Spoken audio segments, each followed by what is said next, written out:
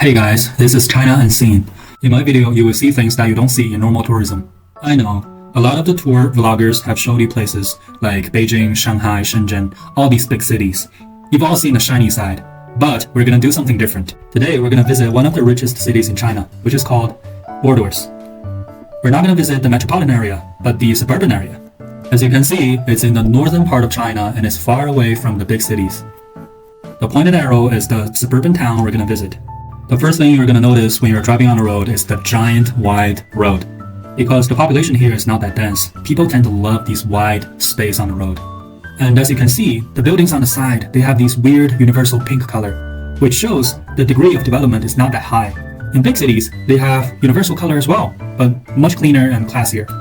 On the contrary, when we're entering the other side of the town, things are getting totally different. It's much nicer, much cleaner. It is so weird that with a population of only 170,000, this town has these giant, grandiose buildings and parks. There's this civilian service building where people interact with government officials to get things done.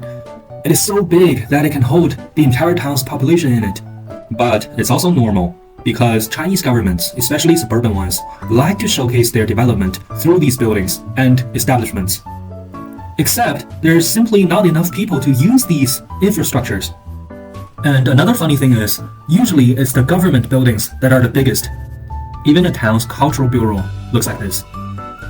You can only imagine how much corruption is going on underneath these constructions.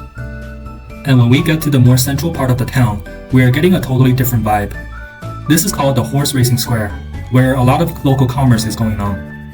Local merchants have their own areas to put out stuff for children and adults to play with. The things here, you just can't see them in the States or anywhere else. There's this pool where you can play with dinosaurs and trucks. In this game, you toss out a hoop from a distance, and whatever it gets, you get it. I like to call the game Money Trap, because it's so hard. And this is an artificial pond where you can fish. And this is a more adult game. It's pool or billiards on a tennis court. Not surprising at all in rural China. After a series of painstaking defeat at previous games, we finally got to the food court on the same square.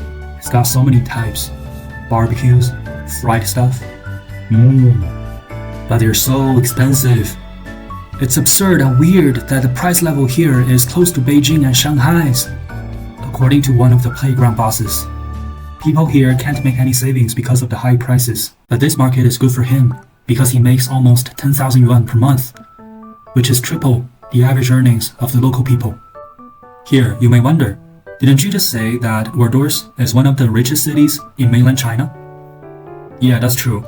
But one thing about these more inland cities of China is that the gap between the rich, the poor, and the government is huge. Now we're progressing into the more suburban and industrial area of the town, and you can see the factories and local businesses are not in good shape. And according to a local reliable source, the young people here are diminishing. They're leaving for the big cities. All that's left is elderlies and children. And that's why the city needs growth, but can't get it. Just like the dusk we're facing at the end of the journey.